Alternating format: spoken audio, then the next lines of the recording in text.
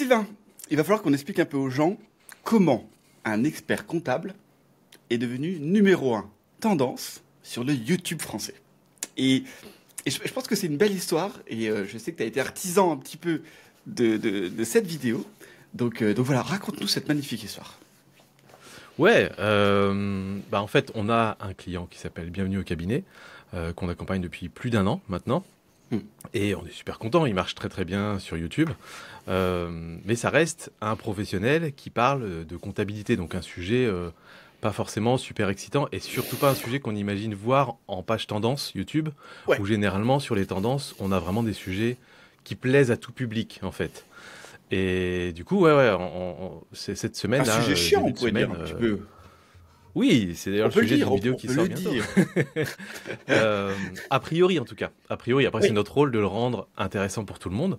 Et là, c'est ce qui s'est passé avec cette vidéo qui revenait sur l'affaire Villebrequin, évidemment. Ah, Donc, on a surfé une vague.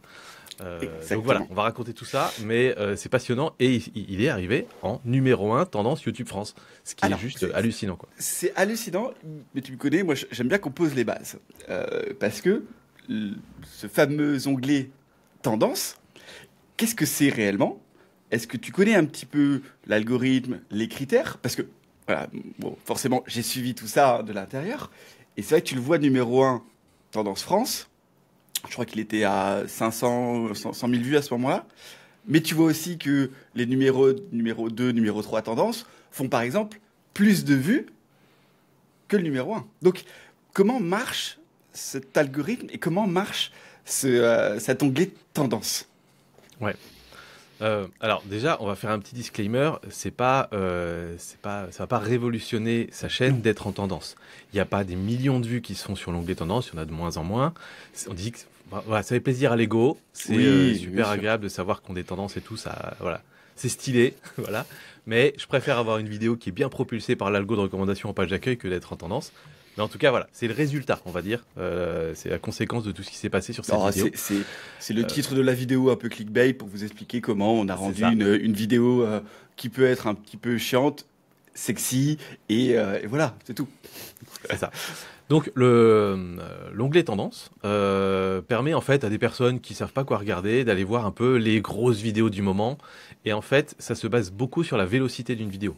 Donc en fait, il n'y a pas, même si c'est vrai qu'on retrouve souvent des gros youtubeurs ou des gros médias dans la partie tendance, il n'y a pas de règles particulières, il n'y a pas besoin d'avoir 1 million d'abonnés pour pouvoir Ouais. apparaître en tendance. Là d'ailleurs, sa chaîne était à moins de 100 000 abonnés au moment où il est devenu numéro un tendance, donc comme quoi, hein. Et donc en fait, ça se base beaucoup sur en fait l'algorithme. Vous savez, il marche un petit peu en couche d'oignon. Il va recommander d'abord au cœur d'audience, puis ensuite à une audience un peu plus large qui connaît les vidéos, puis une audience qui connaît pas les vidéos. Et donc, si au fur et à mesure YouTube constate que la vidéo s'amplifie, c'est-à-dire qu'il y a de plus en plus d'interactions au fur et à mesure que YouTube la propose vraiment à des audiences très diverses. C'est vraiment ça la règle de la page tendance, hein. Il faut que ça plaise à des audiences ultra variées. Et ben du coup, il y a des chances d'apparaître en tendance. Et ensuite, une fois que c'est en tendance, bah, c'est une page de recommandation un peu comme une page de recherche. Ce qui fait le plus cliquer, ce qui génère le plus d'engagement, va aussi grimper dans les tendances. Et donc voilà, il y a le côté vélocité de la vidéo et surtout vidéo qui sort un petit peu des stats habituelles de sa chaîne. Ouais. Mais il n'empêche que voilà, c'était jamais arrivé encore pour cette chaîne d'être en tendance. Et là, et la première fois c'est que ça arrive, hop, numéro un quoi. Ok, bon, au moins comme ça, même moi je comprends mieux ce que c'est la page tendance et ça permet de tout le monde de comprendre un petit peu cette histoire de page tendance. Maintenant, passons un peu au vif du sujet, la genèse de cette vidéo. Alors, bon, on fait en sorte de, comme vous voyez, on fait en sorte de sortir cette vidéo vite fait, parce qu'il y a pas mal de choses à expliquer, il y en a encore dedans. Vous devez le savoir si vous êtes sur le YouTube français depuis quelques jours. Il y a eu, bon, je pense que c'est un des plus gros dramas de ces dernières années. Le drama étape, enfin, donc, on va dire, ouais, étape numéro 2 chez Villebrequin, la réponse de Sylvain à Pierre. Je crois qu'à l'heure où on parle, on est à 9 millions de vues pour cette réponse. On a Tout le 10 je crois. monde, tout le monde y va de son réac. Même nous en interne, hop, on s'est balancé les stats de la vidéo, les commentaires, la trentaine des commentaires qui est juste à mourir de rire. Voilà. Et Est-ce que tu peux résumer vraiment en 2 minutes l'affaire Villebrequin? Parce qu'il y a des personnes qui connaissent pas Villebrequin, qui suivent pas Villebrequin. alors, Villebrequin, une chaîne qui a fait pas mal de bruit ces dernières années. D'une, par leur contenu sur la voiture, mais on n'est pas sur une simple chaîne de deux passionnés de voiture qui parlent de voiture. Ils ont fait un petit peu ce format au tout début, mais c'est pas du format divertissement. Et comme beaucoup de chaînes qui réussissent, à un moment, ils trouvent leur format de prédilection. Et leur format de prédilection, c'était de faire des tests, alors je dirais pas un peu débile, mais un peu poussé, avec des voitures. Des grosses dingueries, quoi. Des grosses dingueries. Est-ce qu'une voiture peut voler? Qu'est-ce que ça fait si on passe la première sur l'autoroute? Enfin voilà, des trucs assez marrants. Et forcément, tout de suite, une grosse explosion. L'autre particularité de cette chaîne, c'est qu'ils ont lancé un crowdfunding pour continuer dans leur dinguerie de voiture, c'est-à-dire créer un multiplat. Vous savez, le multiplat, c'est la voiture où il y a 3 places devant, qui est moche, qui avance pas. Ouais. Et eux ont décidé d'en faire un multiplat de 1000 chevaux. Donc vous imaginez, hein, c'est une bête. Ils ont fait un crowdfunding, ils cherchaient, je crois que c'était à la base 50 000 euros. Ils terminent la cagnotte avec 1 million d'euros. Bref, tout est beau, tout est rose chez Villebrequin. Ça termine même à, être les présentateurs du Top Gear français. Donc une émission télé très populaire en Angleterre, qui en France avait du mal à marcher, et en fait ils sont allés chercher donc ces deux compères de Villebrequin pour un peu créer une dynamique sur cette émission. Donc voilà, ça c'est un petit peu l'histoire toute belle, toute rose, mais coup de massue, je crois que c'était printemps 2024, une vidéo pour dire que bah ça y est, ils arrêtent la chaîne Villebrequin, ils se séparent, et ils se séparent en bons termes. Voilà, ils ont juste tous les deux... Très important pour la suite. Très important. Ils ont juste tous les deux des envies de faire chacun leur chaîne, du Twitch. Voilà, et on peut le comprendre, et on en reviendra peut-être dans un autre sujet de podcast. Voilà. Donc normal. Donc bon, tout le monde est triste. Parce que ce qui est important de comprendre quand même, c'est que Sylvain et Pierre, qui sont les deux animateurs de la chaîne, leur histoire, on va dire, l'histoire qu'ils racontent sur Villebrequin depuis le début, c'est vraiment une histoire de profonde amitié. Ils se sont rencontrés dans un Blablacar.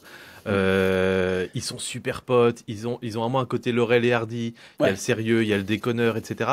Et donc ils ont créé un attachement ultra fort avec leurs fans. Ils organisent des événements avec des dizaines de milliers de personnes qui vont les voir, qui payent, qui traversent la France pour aller les voir. Enfin, et ça, ça fait partie du drama aussi, ce côté. Oui, c'est ça. On les adorait en fait, les Villebrequins. Ouais, c'est vrai, ça fait partie des chaînes qui avaient créé une sacrée communauté, très soudée. Enfin, c'était quoi, le Merguez Show Party, ou je sais plus comment ça s'appelait. Enfin voilà, c'est bon, toujours dans leur délire, hein. Donc vraiment très très important. Et donc, et comme je dis, ils se séparent. Et coup de massue, je crois que c'est août 2024. Vidéo en plus bien produite, hein, franchement. Vidéo de Pierre, donc l'un des deux. Vidéo drama. Je vous dois la vérité sur le multiplat. Et sur fond blanc, assis sur un tabouret, 40 minutes de vidéo storytelling pour dire en gros que son ex-associé Sylvain est en train de lui mettre à l'envers. Il lui a racheté le multiplat. Finalement, ils se détestent tous les deux. Ils ont signé des contrats pour pas qu'on le sache. Bref, c'est trop compliqué à résumer, mais en gros, il y en a un qui prend la parole pour dire que l'autre, il est très très très méchant, et ça tout le monde le sait en interne, c'est lui qui a détruit la chaîne, bon, alors et forcément... puis en larmes, je veux dire, en larmes, oui, c'est en ça, larmes, il pleurait, enfin voilà, on sentait qu'il était touché, quoi, affecté. Ça on le verra après, on le verra après si c'était des larmes. Et donc, vidéo qui fait des millions de vues, lui prend des centaines de milliers d'abonnés.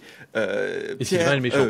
Sylvain est le méchant, il se fait insulter. Dès qu'il est en live, sous les commentaires de ses vidéos, tout le monde écrit « rends l'argent »,« rends le multiplat ». Enfin, bref, petit communiqué sur Instagram, je crois, en mode « bah non, c'est pas exactement ça ». Enfin voilà, il essaye de désamorcer la bombe, mais ça fonctionne pas beaucoup. Petite particularité, je pense qu'il est quand même intéressant à noter, c'est que au moment où ils se séparent, ils ont chacun une chaîne YouTube. Et déjà, à ce moment-là, tu te rends compte qu'on n'est pas sur les mêmes audiences. Pierre a un contenu un peu vlog, un peu voiture, mais beaucoup vlog, je trouve, en tout cas. Moi, j'avais regardé un petit peu, qui fait 50, 100 000 vues. Et on a l'autre, Sylvain, qui fait du Villebrequin, finalement. Finalement, il a vraiment gardé cette patte. Et lui, par contre, une chaîne assez récente, il tape déjà des millions de vues. Donc bon, drama, ok, on n'en parle plus pendant quelques mois. Voilà, chacun continue à faire ses vidéos dans son coin. Voilà, on se dit que ça y est, c'est passé, l'orage est passé. Chacun fait ses vues de son côté. Et là, c'était quand? C'était le milieu de semaine, là. C'est le 14, non? Le 13? 13 janvier, peu importe. Vidéo de Sylvain. Enfin, honnêtement, j'ai vu la vidéo, je crois que c'est pareil, on est sur 40-50 minutes, où Sylvain va reprendre point par point tous les arguments de la vidéo de Pierre et va les casser d'une manière qui est quand même assez folle. C'est-à-dire qu'il arrive avec des faits, plus ou moins, des contrats, il explique tout ce qu'on ne devait pas savoir, et il balance tout. Et sur le moment... Une bombe, vraiment une bombe. C'est une bombe.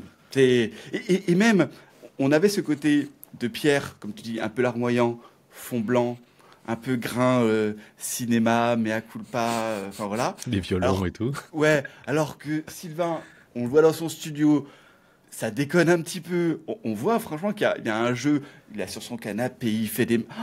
Je trouvais que la réponse était magnifique. Explosion sur Internet, explosion sur YouTube, explosion partout, en fait, dans n'importe quelle sphère, ça parle de cette vidéo.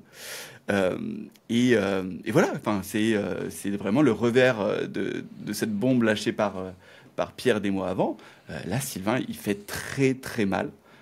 Donc, le YouTube Game s'emballe. Tout le monde y va de son réac à chaud. Mais on va dire que c'est du réac... Vous allez comprendre pourquoi. C'est du réac un peu bas de gamme, ça fait des vues parce que c'est l'actualité, mais on n'apprend pas grand-chose. On est en train de réagir à ce qu'il a dit et ce qu'il a dit. Le live de Pierre le lendemain pour expliquer. Et voilà, c'est ça, c'est react à la vidéo de Sylvain et react au react de Sylvain et Pierre. C'est ça. Et c'est vrai que la vidéo de Sylvain, elle est marquante parce que quand on la regarde, on se dit il a démoli Pierre, point par point. L'autre est fini. Il a balancé des dingueries. En fait. Il a balancé quand tu vois ça. Ah ouais, ça, des dingueries sur la vie perso en plus. Enfin. Ouais.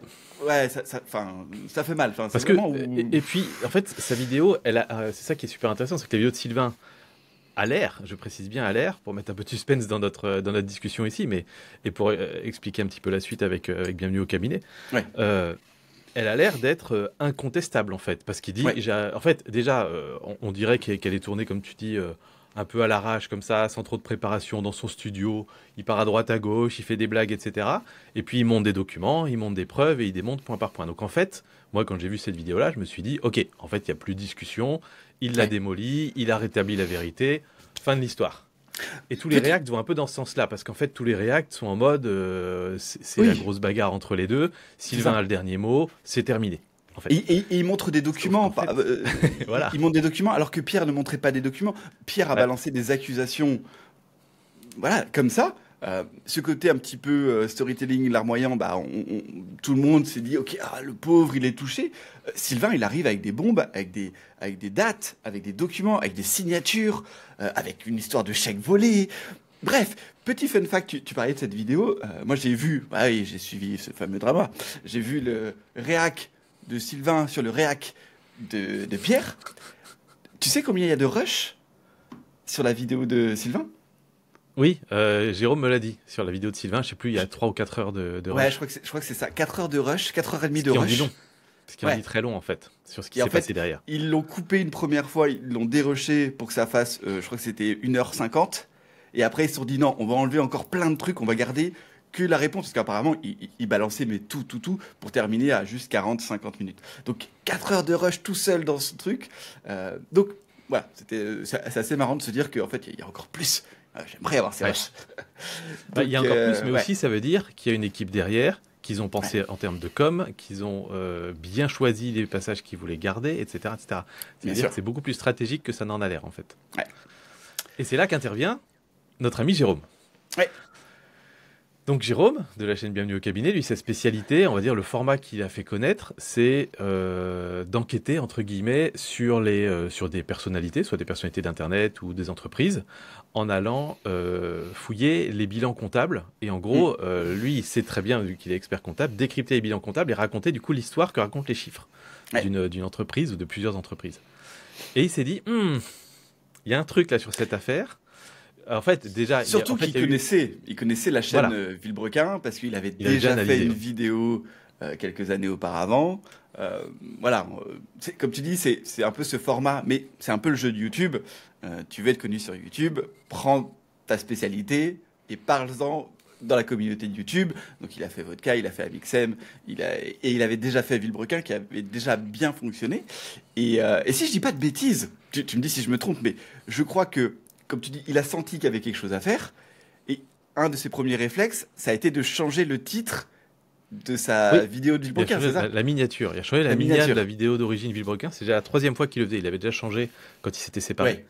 Et là, il a rechangé. Donc, premier réflexe, il se dit, mon ancienne vidéo d'il y a 2-3 ans, je vais essayer de voir si, juste en changeant la miniature, ça peut pas me permettre de récupérer un peu de vues et la faire connaître parce que je racontais pas des bêtises dedans. C'était quand même un truc intéressant. Donc ça, c'est le premier réflexe. Et ensuite, vu l'ampleur, on va dire, du mouvement et de ce qui se passait, et lui étant intéressé aussi par... c'est une chaîne qui suivait aussi à l'époque, hein, donc il est intéressé par le sujet. Il commence à regarder un petit peu les réactions des uns des autres, et comme vraiment 100% des avis semblent aller dans le sens de Sylvain, il se dit moi, c'est pas mon opinion en fait. Quand je vois les différents documents qui sont montrés, etc., j'ai l'impression que c'est plus complexe que ça. Et donc, il nous envoie vendredi après, vendredi soir, il m'envoie un message en disant est-ce que tu penses qu'il faut y aller ou pas? Et je lui dis ça dépend, parce que si tu as des choses intéressantes à raconter, pourquoi pas. Oui, mais voilà. En gros, fais tes recherches ce week-end. Si tu trouves des choses pertinentes qui permettront d'avoir un nouveau regard en fait sur l'affaire, je pense carrément qu'il faut y aller, quitte à y passer ton week-end, quoi. Ouais, et donc, il y a ce petit truc de, il a la chance à ce moment-là que, on le dit, Sylvain montre beaucoup de documents. On a le temps de faire un arrêt sur image. Alors, ce qui est assez marrant, parce que, spoiler, dans sa vidéo, il montre des choses, mais il dit pas exactement ce qu'il y a dessus. Et en fait, quand tu zoomes et que tu vois ce qui est écrit, tu te dis, toi.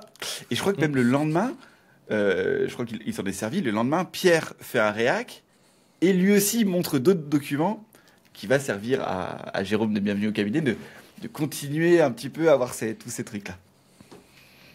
Ouais. Et donc Jérôme prend tout de suite rendez-vous avec moi pour lundi après-midi, pour qu'on travaille l'angle de la vidéo et qu'on y aille à fond. Et donc il fait ses recherches pendant le week-end. Et il trouve des trucs. Il trouve pas mal de trucs. Il montre que en fait, l'histoire est beaucoup plus compliquée qu'elle n'y paraît. Que en fait, on a des coups de com' des deux côtés. Voilà, je vais pas vous faire le résumé de la vidéo de Jérôme, elle est passionnante, mais pour la faire très courte, le multiplat qui est un peu au centre de la vidéo de Jérôme, ils ont levé 1 million d'euros pour le multiplat, ils ont ensuite déclaré que ça valait 300 000, ils ont ensuite déclaré que ça valait 10 000, et à la fin, ils l'ont vendu, Sylvain se l'est vendu 130 000, et en réalité, Pierre va toucher que 40 000. Voilà un peu. Ouais, c'est ça. Le genre de bordel qu'il y a derrière, quoi. Le genre de bordel qu'il y a derrière. Et donc, il y a des manipulations un peu dans tous les sens. Et en fait, ce qu'il découvre, c'est que la vidéo de Sylvain est aussi un grand coup de manipulation, de com, et très, très, très bien réalisé. C'est juste qu'il est très bien réalisé et qu'il va pas sur le même terrain que Pierre. Donc, bref.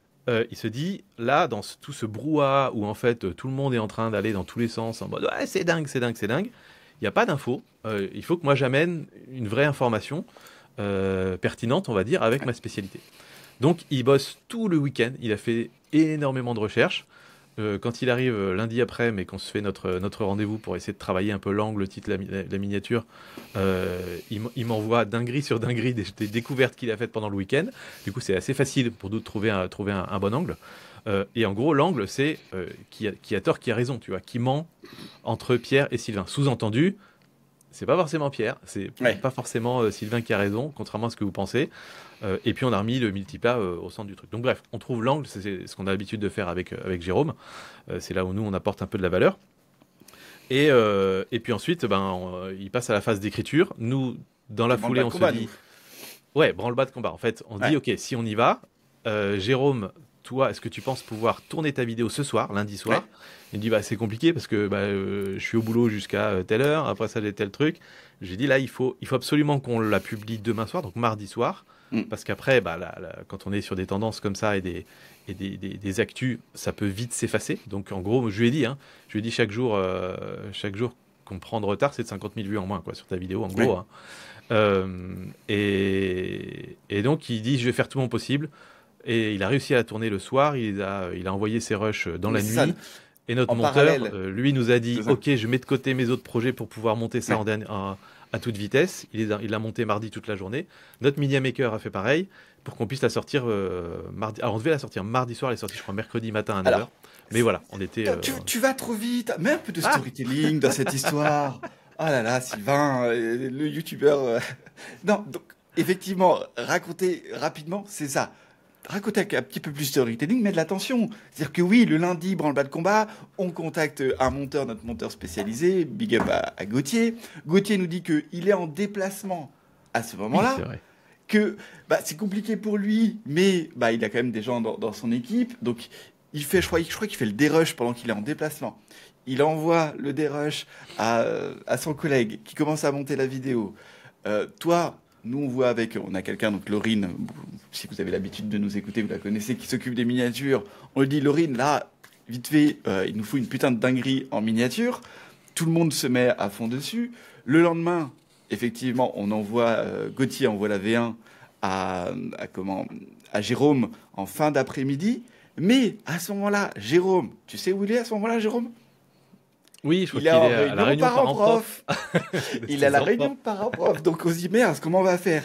Il fait un retour entre 2 rendez-vous. Donc vous imaginez, vous avez un expert comptable qui est au collège ou au lycée, je sais pas, je me rappelle plus ses enfants, qui doit être assis avec sa femme et un de ses enfants, avec son téléphone en train de dire, ah attends, non, tiens, change-moi ça.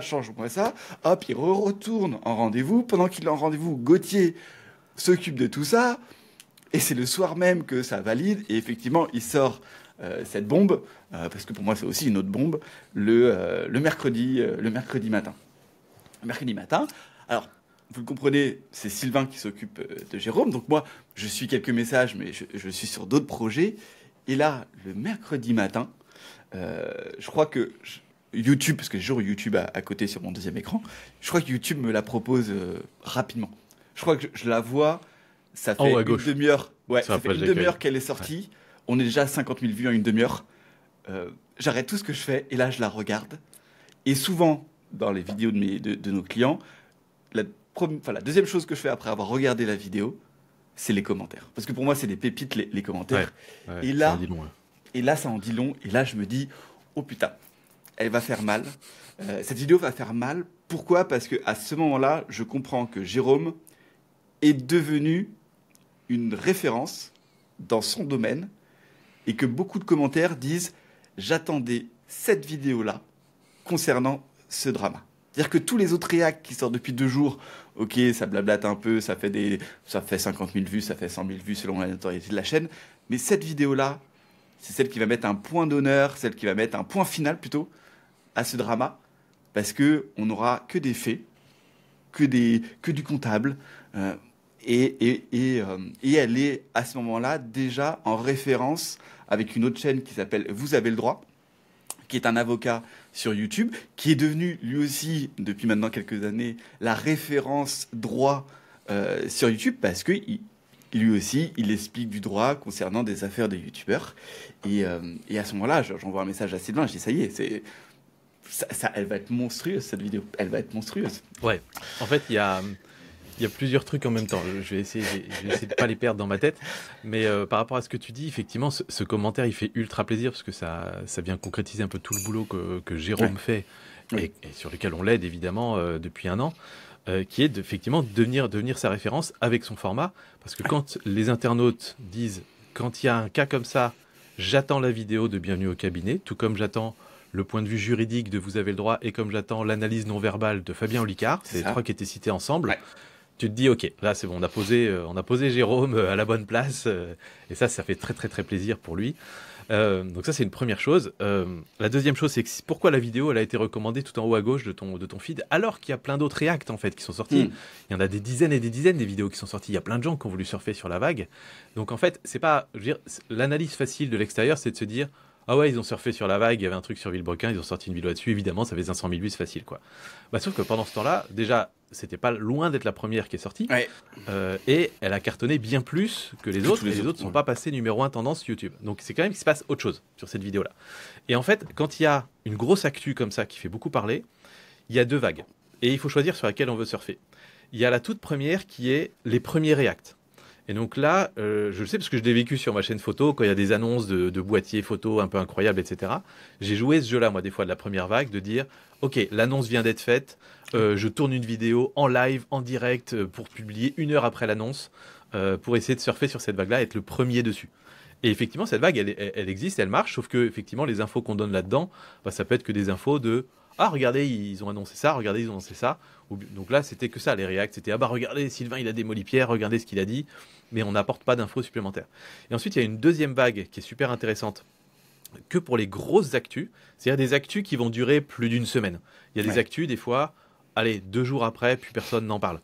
Et il y en a d'autres où ça dure 1 semaine, 2 semaines, 3 semaines. Et sur ces actus-là, si on arrive à faire une vidéo qui est pas plus intelligente, où on apporte des informations nouvelles et où on apporte une nouvelle lecture, un nouvel angle de lecture sur l'affaire, là, il y a un deuxième potentiel qui est à la fois hyper intéressant en termes de vues, parce que si on devient cette vidéo référente, ce sera celle qui sera tout le temps recommandée, et puis les petites réacts du début qui vont du coup s'écrouler.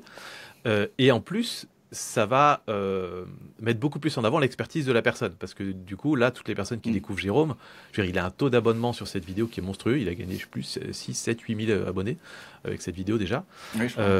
Ce qui est assez énorme, parce que bah, il apporte pour le coup une vraie valeur et il montre ce qu'il fait d'habitude sur sa chaîne. Donc cette deuxième opportunité-là, elle est intéressante. Elle n'est pas à saisir à chaque actu. Il faut bien sentir le truc. Il y avait une vraie prise de risque hein, avec Jérôme à faire tout ce boulot-là. Le risque aurait été que la vidéo sorte et qu'elle fasse 30 000 vues parce que finalement c'était un peu tard et que finalement bah, tout le monde était passé à autre chose. Et il faut pas l'oublier. Hein, et Jérôme avait conscience de ce risque et on lui avait dit voilà, c'est risque potentiel. Bon, il n'en a rien été. Et aussi parce que Jérôme, quand il traite ces sujets-là, on sait que c'est passionnant et on sait qu'il a des très bonnes rétentions.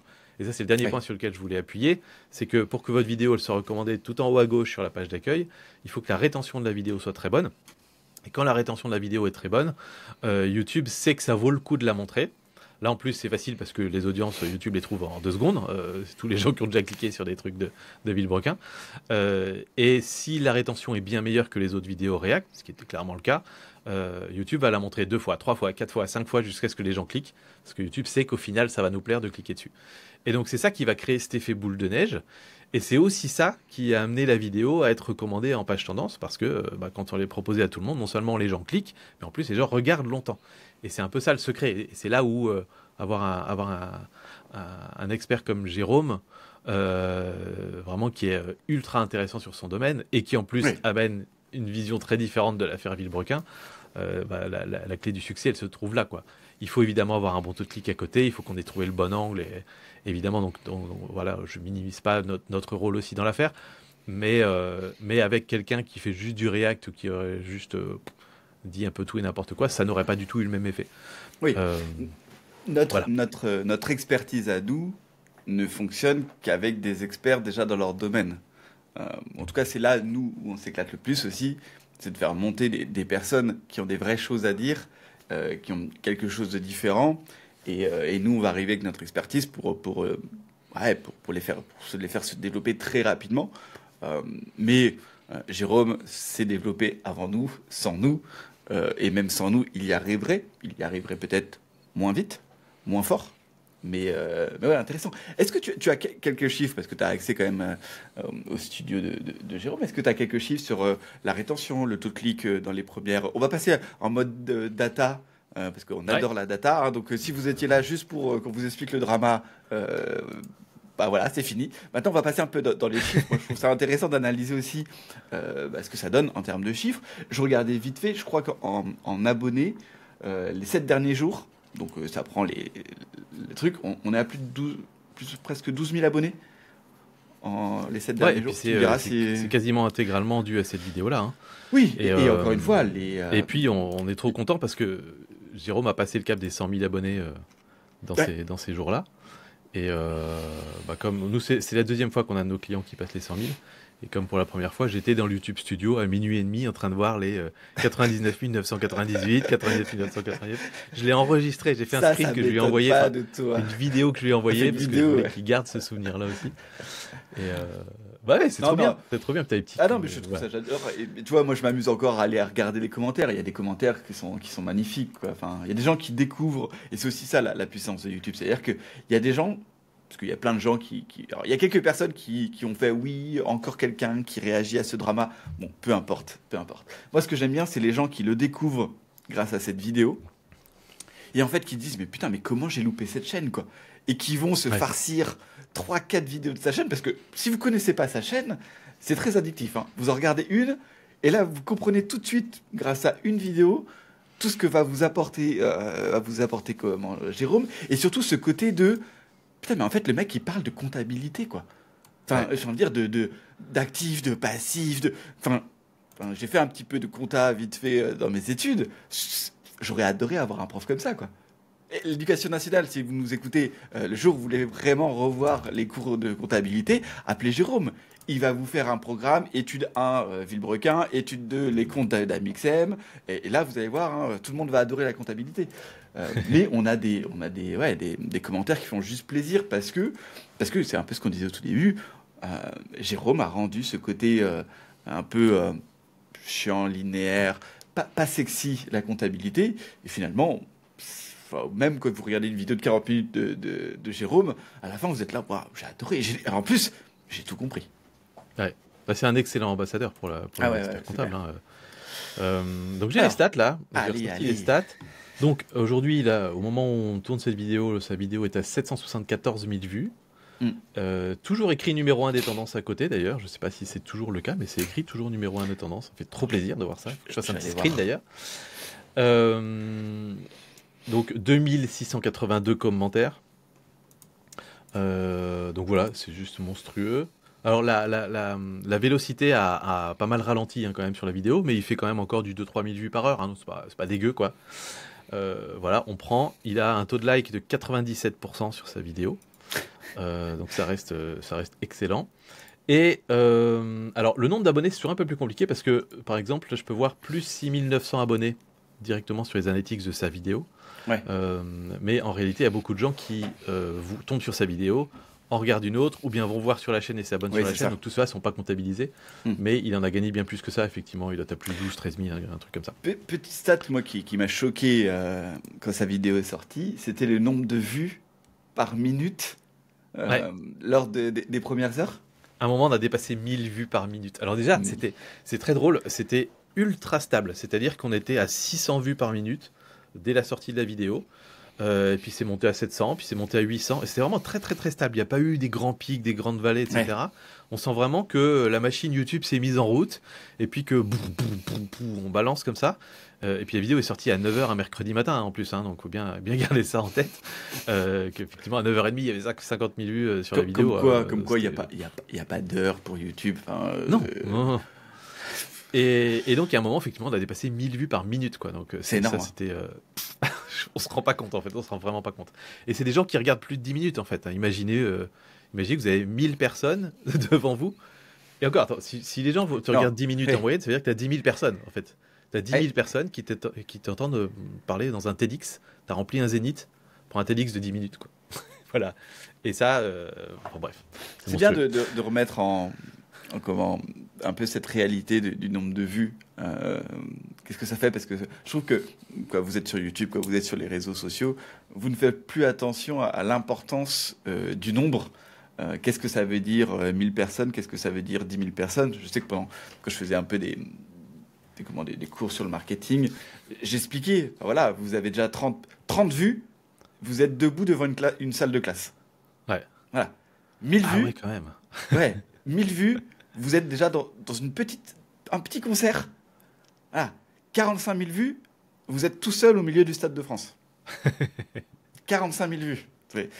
Voilà, bref, je dis ça parce que j'ai vu encore hier ou avant-hier un artiste qui a imaginé ce que ça faisait un stade où tu peux mettre 1 million de personnes, un stade de foot où tu peux mettre 1 million de personnes. Bref, et je trouve que c'est toujours important parce qu'il y a des gens qui nous disent « Oh là, j'ai pas fait beaucoup de vues ». Bah, déjà 1000 vues, tout seul devant une salle de concert comme ça, t'as quand même du monde qui te regarde. C'est pas donné à tout le monde de parler à 1000 personnes d'un coup.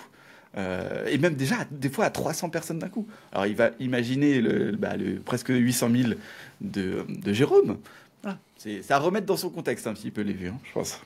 Et c'est pour ça que je mets ça toujours au regard du watch time. C'est-à-dire que, oui, on peut faire des fois 100 000 vues sur un TikTok, mais on a un watch time de 20 secondes ou 30 secondes, en fait. Donc, sur un TikTok, c'est comme si on avait montré une pub à 100 000 personnes.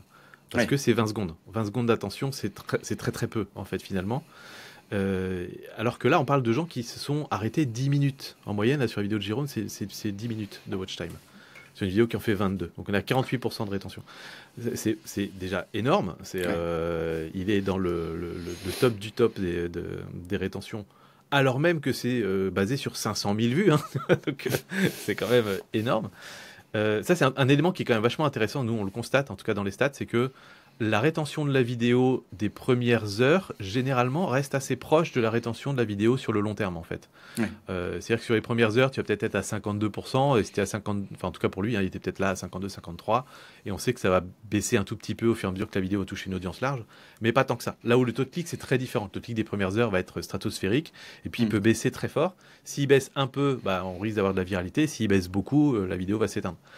Mais la rétention souvent reste assez proche, donc en fait dès les premières heures, quand on regarde la rétention, on peut se dire là il y a du potentiel pour que la vidéo elle aille très loin, si on a bien fait notre job sur la partie titre, miniature et angle, quoi. Donc voilà, 48% de rétention, et donc oui, 500 000 personnes qui l'ont regardé 10 minutes, c'est 10 stades de France. Il a fait énorme. La première partie d'un stade de France 10 fois. 10 fois. Exactement. Tu parlais de stats, et donc à faire, on va continuer.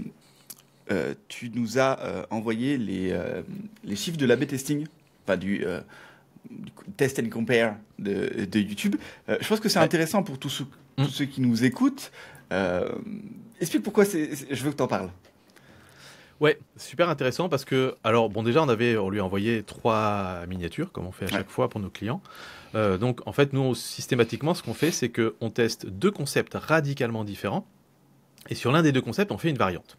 Parce que cette variante, souvent, nous apprend sur du long terme, en fait. C'est-à-dire qu'à chaque fois, on a un apprentissage qu'on peut réintégrer pour les miniatures suivantes. Donc, par exemple de test qu'on a pu faire sur ces variantes, est-ce qu'il vaut mieux mettre la tête de Jérôme, est-ce qu'il vaut mieux mettre la tête de Amixem sur la miniature?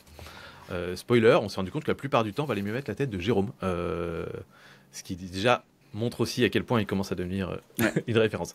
Donc là, en l'occurrence, on avait nos 2 concepts. Un concept qui était plus centré sur Pierre et Sylvain, et un concept qui était plus centré sur le multiplat, qu'on mettait plus en avant. Le concept sur le multiplat a très vite beaucoup moins fonctionné que les autres, donc Jérôme l'a enlevé, et ensuite il a relancé l'A/B test. Il a les bonnes pratiques maintenant sur l'A/B test. Hein. Au début, il a fallu peut-être l'accompagner un peu, mais maintenant, il fait ça très bien.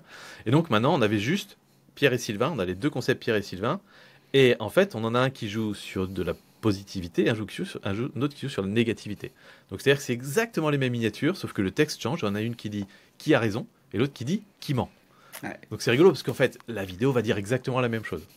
Et bon, je pense qu'il n'y a pas trop de suspense. La vidéo qui ment fait plus cliquer, en tout cas intéresse plus les gens, que la vidéo qui a raison.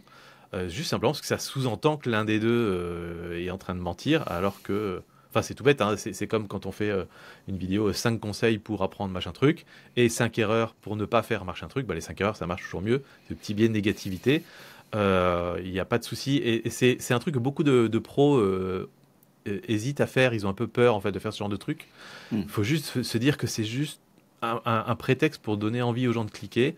On utilise un petit biais humain, mais comme vous en utilisez en rendez-vous commercial pour essayer de sceller un deal, en fait, ça fait partie du jeu de YouTube. Et si la vidéo est bonne derrière, il n'y a pas... Voilà. Donc là, pour lui, on est à 53,4% sur le qui ment et 46,6% de watch time sur le qui a raison. Donc c'est pas une énorme différence non plus, mais ça suffit. Pour lui, ça veut peut-être dire 100 ou 200 000 vues de plus sur cette vidéo.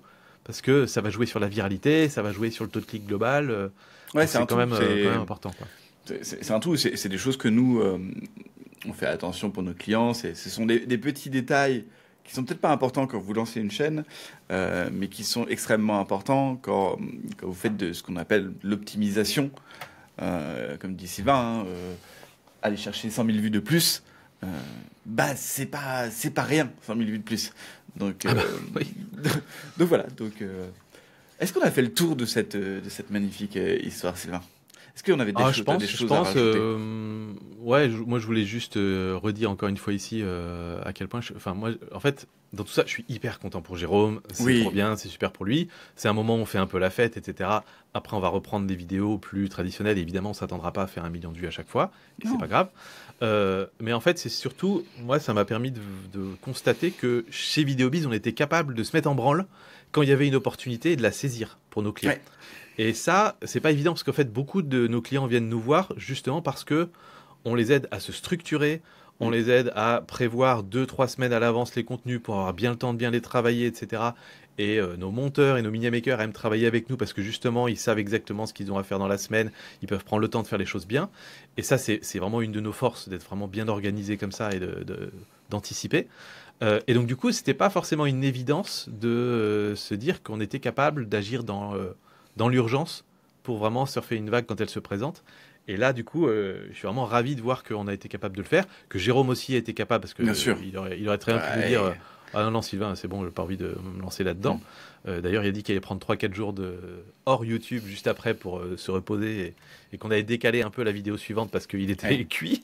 Je crois qu'il a dit fin février. Euh, Je crois que j'ai entendu dans son remerciement mais fin février. Donc, ouais, c'est possible. Je pense que là, il a donné un petit coup de trop, on va dire, mais il regrette absolument pas parce que bon, vu les résultats, c'est très très cool. Et puis encore une ouais. fois, moi, ce qui me plaît, c'est que là, on éduque les gens. En fait, c'est vraiment, on fait pas de la Mm. viralité pour faire de la viralité. On fait de la viralité pour apporter de l'information, leur expliquer un petit peu des concepts de finance, d'entreprise, et d'avoir un regard avec une prise de recul, on va dire, sur tous ces dramas d'internet où on regarde un petit peu les stars, on voit ce qui se font, on voit qui se chamaillent et compagnie. Non, en fait, en réalité, il y a des gros enjeux financiers derrière. Il faut les comprendre et se dire, ok, on va pas se laisser trop berner par l'apparence de ces vidéos-là qui ne sont que des coups de com' en fait en réalité. Et donc de pouvoir éduquer bientôt 800 000 personnes sur des sujets de comptabilité et de finance, c'est génial, c'est juste génial Ah ouais, comme non, mais ça, mission. ouais. Et ça, c'est presque ça qui me fait le plus plaisir, quoi, finalement. Bah, je trouve que c'est une très belle fin. Moi, je rajouterai, enfin non, je rajouterai rien. J'enfoncerai le clou comme quoi je suis fier de ce qu'on est en train de créer. Je suis fier de nos clients. Je suis fier de nos équipes. Voilà, on bosse avec des personnes formidables. Donc voilà, c'est un vrai plaisir de, de- d'avoir cette aventure avec toi et avec tous les autres. Et, euh, et voilà. Et pour terminer, voilà, pour terminer cet épisode de podcast, n'hésitez pas, vous aurez le lien dans la description, d'aller écouter aussi l'histoire de Jérôme, parce que tu as un épisode où tu as discuté pendant près d'1 heure avec lui, c'est ça? Donc Ouais. allez-y, vous allez voir, Jérôme, c'est une personne en plus qui est super attachante. Enfin voilà, moi j'adore ce mec. Donc, donc voilà, longue vie à Vidéobiz, longue vie à Bienvenue au Camidé, et merci de nous avoir écoutés. À Allez, bientôt. ciao! Ciao.